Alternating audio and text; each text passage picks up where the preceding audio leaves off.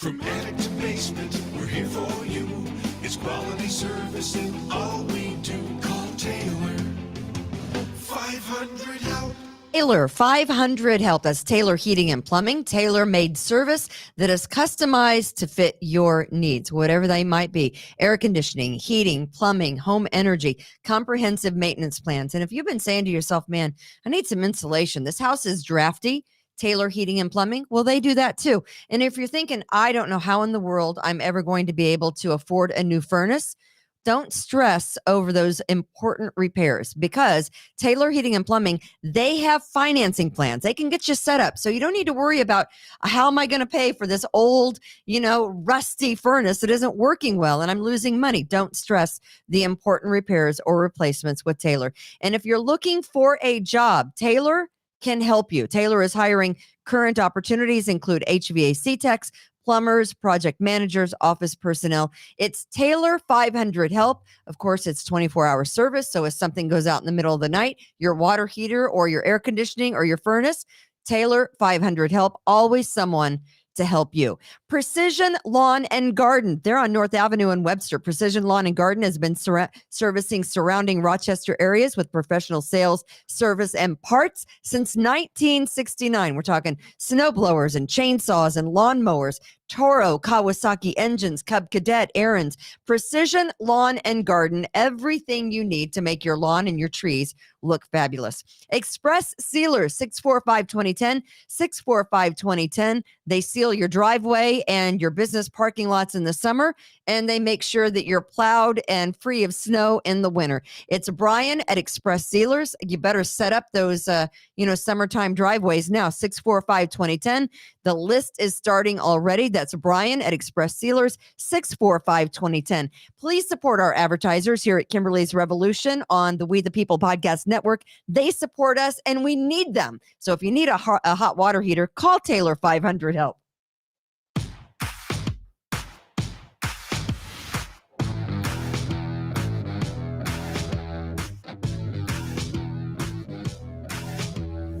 Live from the We the People broadcast studio in beautiful, sunny, 47-degree Irondequoit, New York. Hello. Hey, Rochester. Welcome to spring. You made it. Sort of. Here she is. It's Kimberly Ray. Hey, it is, it's Kimberly's Revolution. We welcome all of our patriots. We welcome everyone who is watching live on YouTube and Facebook page. I am Kimberly of Kimberly's Revolution. Please go to our Facebook page and join We the People Podcast Network. We appreciate you. Please support our advertisers because they give their money to the show and it keeps us rolling. So we really appreciate them. Again, I'm Kimberly, and just Tom sitting across from me. He's an appraiser, a podcaster that he just kind of fell into. Am I officially a podcaster and now? Owner of the brokerage firm. And of course, we have Austin, our producer, that is making everything happen today. And we have a very special guest with us on from Long Island. Her name is Mrs. Diane Piagentini, and Mrs. Diane Piagentini is with us today for a very special reason, and I will tell you the reason. On April 6th, a cop killer will speak at the College of Brockport, which is about 20 minutes west of downtown Rochester, New York. SUNY Brockport. It is a pretty good college by, if you kind of sort the colleges out. Well, I went there. Brockport's pretty good. You went there? That's where I got my bachelor's. That's your bachelor's, right? But they have decided that a man who murdered in cold blood 2 New York City police officers and attempted to murder a San Francisco police sergeant deserves freedom of speech to tell his story about how he was a member of the Black Panther Party and how he was a member of the Black Liberation Army. They have hired him, and I say hired because they're paying him to do this with our taxpayer dollars. They're calling it a grant, but we know what a grant is. And the reason I have Mrs. Diane Piagentini on the phone is because it was her husband, along with his partner, in May of 1971, that was gunned down by a man who goes by the name of Anthony Bottom, AKA he kind of found religion like most criminals do in prison. And now he goes by the Muslim name of Jaleel Multiquim, I think. We'll call him Anthony Bottom because that's his name. Diane, welcome to the show. Thank you for joining Kimberly's Revolution. How are you in Long Island today? Very well in Long Island, and I thank you very much for having me on your program. This has been your life's work for 50 years, trying to keep this man and his partners in prison, has it not? Yes, it has been. They were in jail for 50 years. At least Bottom was. Bell was let out, I believe, 2 years ahead of him. Herman Bell, is that correct? Yes, Herman Bell. That was his partner. And this was all due to Governor Cuomo and how he appointed people on the parole board that felt that these men should have been let out. Exactly. And so Anthony Bottom was paroled last year here to Rochester. He lives in Brighton. There's a picture. There he is smiling.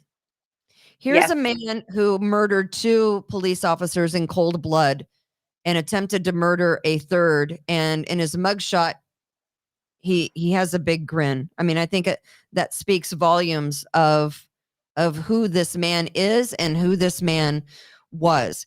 Tell us a little bit about your husband, New York City police officer Joseph Piagentini.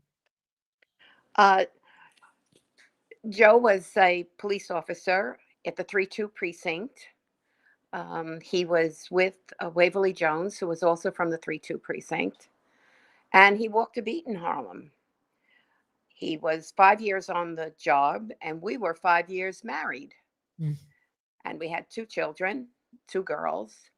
And when he was killed, one was 3 and the other one was 15 months. And he was part of the Harlem community. He was part He of the knew the people that people were there, right? He knew the people. Yes, he knew the people there because he walked the beat. He wasn't in a car. He was on the street, and he would meet people and he would greet people. And it was a terrible time, the 70s, Mhm. because of the politics that were going on. They had chaos in the streets. They were throwing Molotov cocktails. They were throwing bricks off the buildings. And he still put that uniform on in the morning and went to work. Did your husband, New York City police officer Joe Piagentini, love his job? He loved his job, yes. He wanted to be a police officer. When I met him, he wanted to be a police officer. And that's what he did, and that's what he was very proud of. Of course. And so you were married in 1966, right? Yes. Yes, we were married in 1966. We had to get permission from the department to go on a honeymoon for 5 days. And Did you have a big Italian wedding? How many people were at your wedding, Diane? It was at We lost her. Oh, no, I think it's just cutting out a little bit. Go ahead. Do we I don't know what's going on. Yeah, I don't I think the internet. Yeah. Is she Diane, can you hear us? Can we reconnect, do you think? Hold on, let me She's she's still talking, there. but She's talking. talking, but we can't hear her. Yeah, hold on. Let me try something. Okay. All right. We're going to kind of reset a little bit. Mrs. Diane Piagentini is our guest, and she's from Long Island. It was her husband, along with his partner, New York City police officers, that were gunned down by Anthony Bottom in May of 1971 while they were walking the beat in Harlem. And he was released, Anthony Bottom, after spending 50 years in prison. He now lives in Brighton. He's being sponsored by a Brockport professor, and he's speaking at a paid event April 6th at SUNY Brockport. As you can imagine, there are a lot of people that are very upset about this, very upset that, and of course, Brockport is saying, well, freedom of speech. We have a lot of guests, and they come from all walks of life, and he deserves to tell his story. I think there are some of us who would absolutely disagree. Are you back, Diane? Diane, if you can hear me, try closing your connection there and re-clicking that link that I had sent you earlier. So she's going to close the link and then restart it. That's what I'm hoping. Okay. All right. Very good. It was all good there for a second. Yeah, it was working well. I don't know. Does she know how to do that? I don't know. Just as a quick PSA here, our show is generally a comedy, political type show. Sure. But this is a very serious topic. It is. And there's really nothing funny about it. Not at all. So, just understand that. So we're just trying to reset things here. And I don't know, do you know if she reset on that end? I don't know. I haven't heard from her. Is it possible we can just have her on the phone? Yes.